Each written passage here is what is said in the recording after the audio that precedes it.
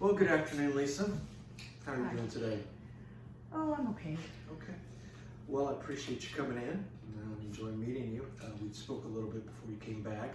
I know you filled out some preliminary information. We'll touch on that here in a minute. But just so you know, today, our first session together, I'm going to be just kind of gathering a lot of information to put it all together so that we can move forward from there.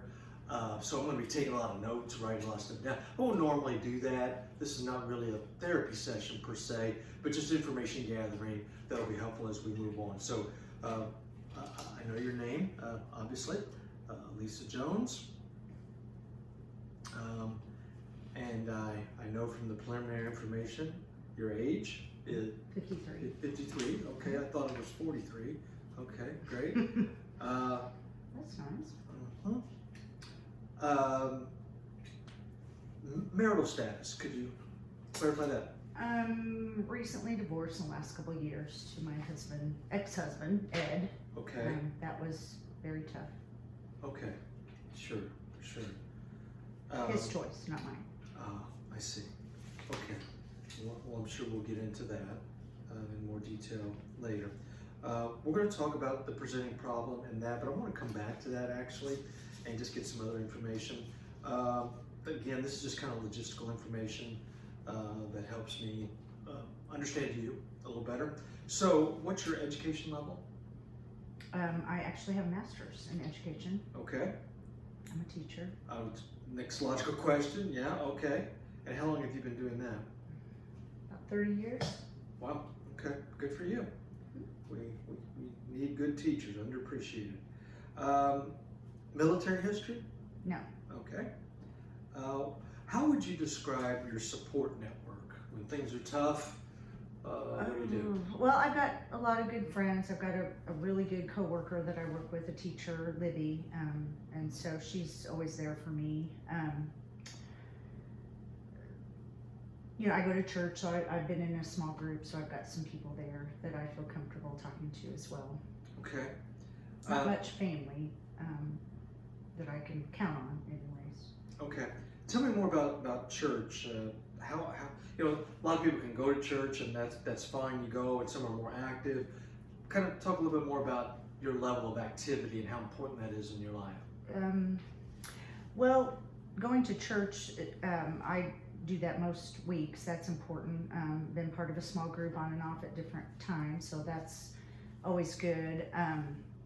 Was really involved when my kids were younger, but as they got older, things in my family just kind of happened and I had to kind of step away. I taught Sunday school and did a lot of volunteer work, and I'd like to get back into that, but I can't do it right now. Okay.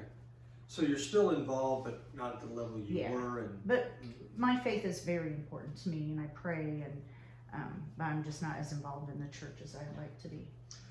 Well, speaking of that, as we move forward, and I appreciate your comments on that, would you like to integrate aspects of your spiritual and religious beliefs into therapeutic goals?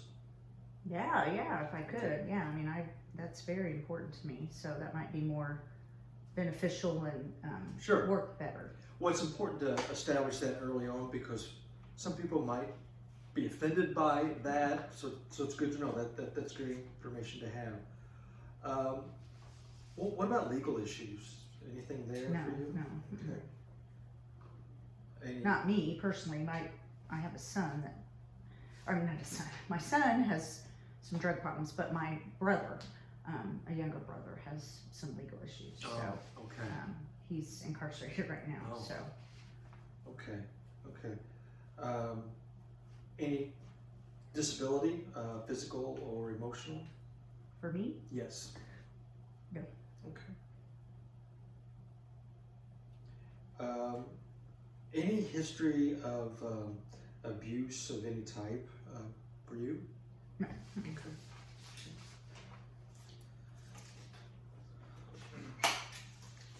Okay, looking at some bit of a medical history, and I know you completed a brief questionnaire before we got together today, and on your medical history and family medical history, and let's talk about yours first.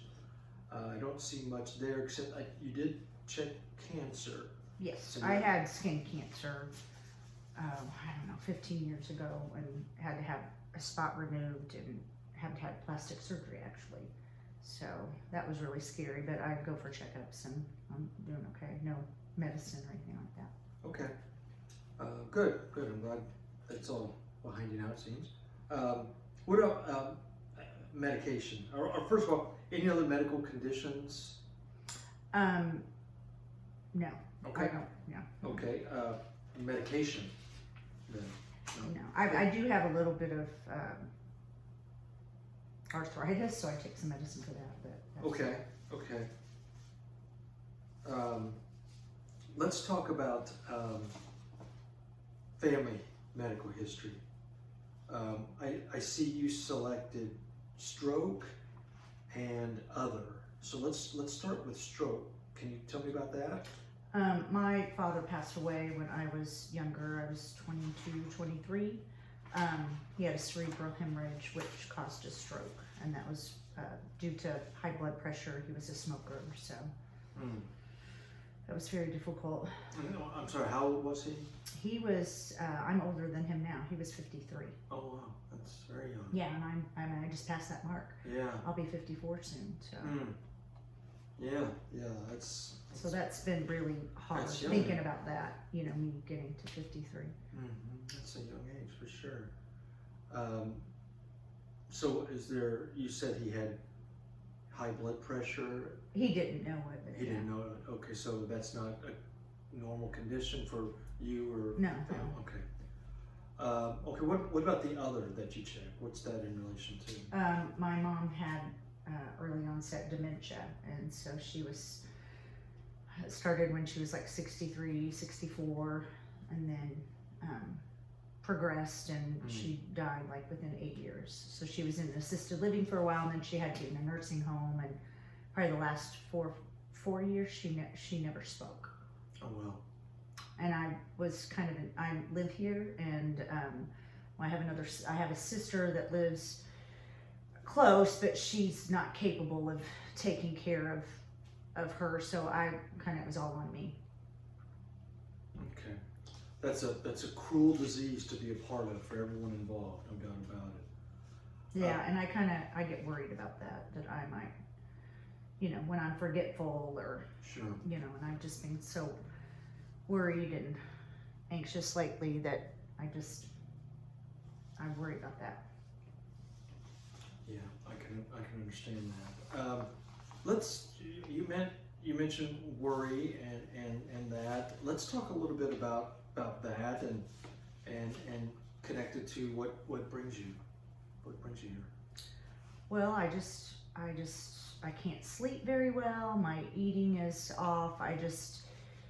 Honestly, I just get these really, I thought I was having a heart attack a couple times. I get this just really deep pain in my chest, and it just won't go away. And I find myself tapping my foot a lot, and people are like, wondering what's going on. And I just can't sit still. And like I said, I can't sleep, or if I get to sleep, I wake up and I just can't get back to sleep. So it's just been, I just worry about my kids. I've got 2 sons, and with the divorce, that's hard. I mean, they're older, but my oldest is married, and that's okay. But my youngest, he's got some substance abuse problems, so there's all kinds of stuff there, and that just, as a mom, is very hard. And then we've got divorce and taking care of my son, and I'm just having a little financial issues. So I feel like there's a lot going on, and I'm just really,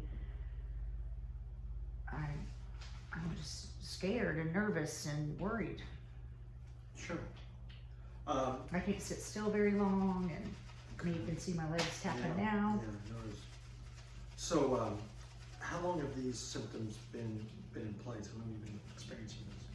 On and off for a while. I don't know, 6 months at least. Yeah. I mean, and it's like it's interfering with. I told you I'm a teacher, but I'm getting worried about teaching, and I've taught forever, and I shouldn't be worried about that, but I am. So that's kind of freaky, and and then it's just really hard because I can't control my kids, and because they're older and they're not always making the best choices, and it's just overwhelming. But I just feel like I sometimes don't even know what's fixed for dinner, or I don't know. I just get worried about everything, and I can't stop. It just keeps going and going and going. So would you say this is a daily? Yes. Every day. Yes. And I mean, it wasn't, but it is now. okay. So then, if it's happening daily, what's the anxiety look like during the day? Well, I just wake up and I just have anxious thoughts when I wake up, and negative thoughts, and I can't hardly eat, and then because I don't sleep, I can't think well, and then worried about my kids, and then at school I don't know, sometimes things happen with the students, and then I think, oh my gosh, I'm getting dementia, and it's just kind of, I have to go to the bathroom a lot. I mean, it's just, I don't know, it's just kind of overtaking me, and I can't take it anymore. I don't know, Okay. something.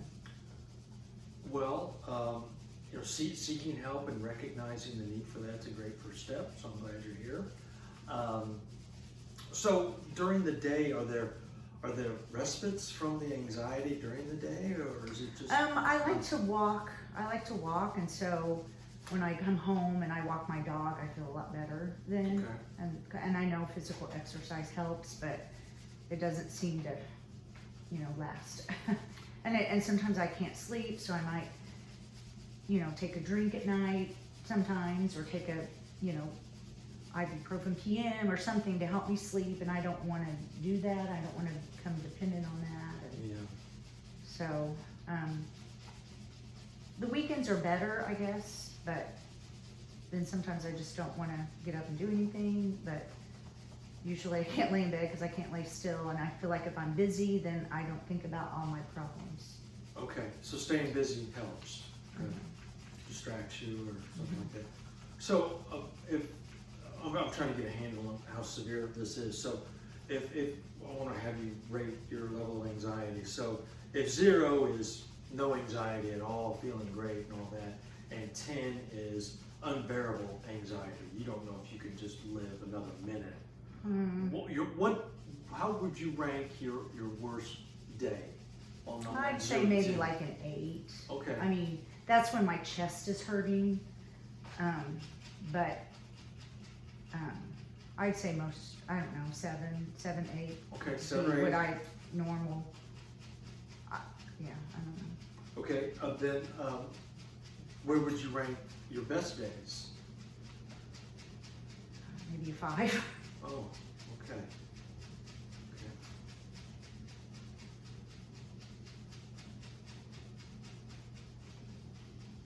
Okay. You seem like you're getting a little agitated. You doing okay here? Yeah. Okay. And again, I'm sorry if I haven't go through all this at once, but it's best to get it out of the way so we can go on there. Okay. Okay. What about the previous attempts to address this? Have there been any? I just really try to pray and exercise and talk to friends, but that's really about it. Okay. But I just don't think that's working. Oh, okay. Okay.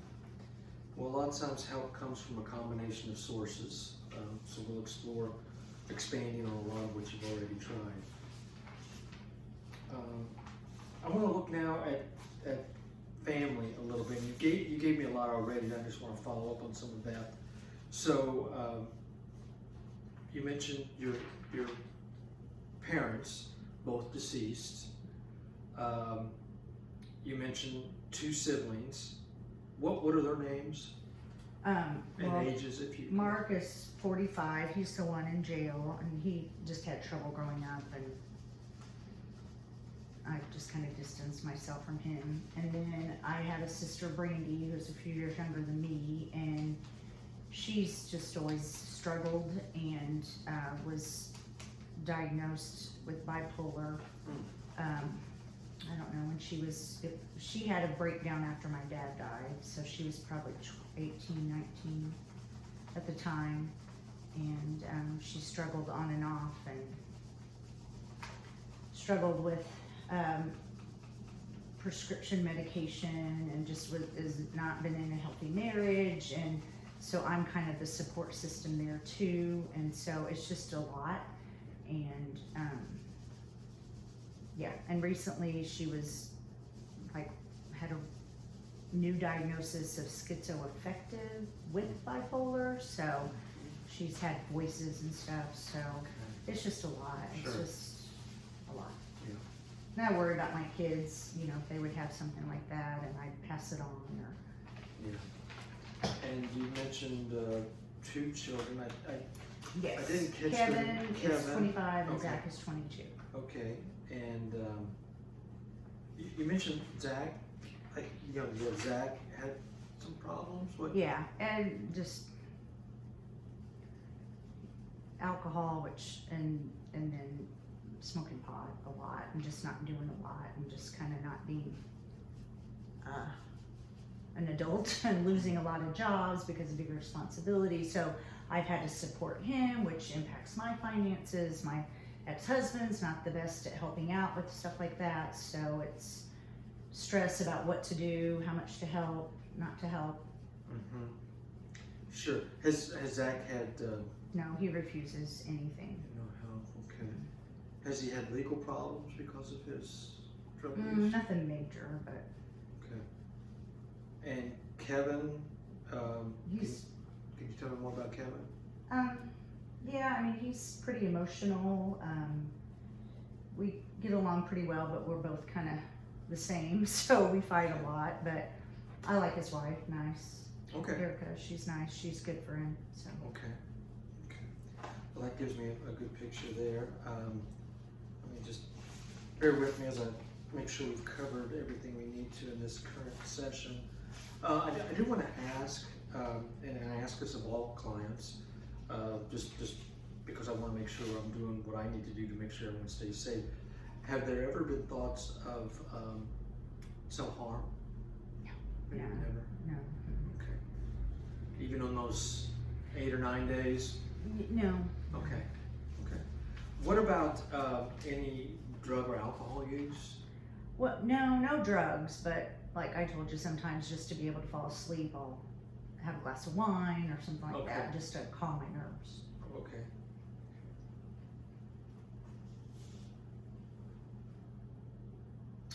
Okay, I think this is enough for today. I really appreciate you bearing with me on this and providing such good detail.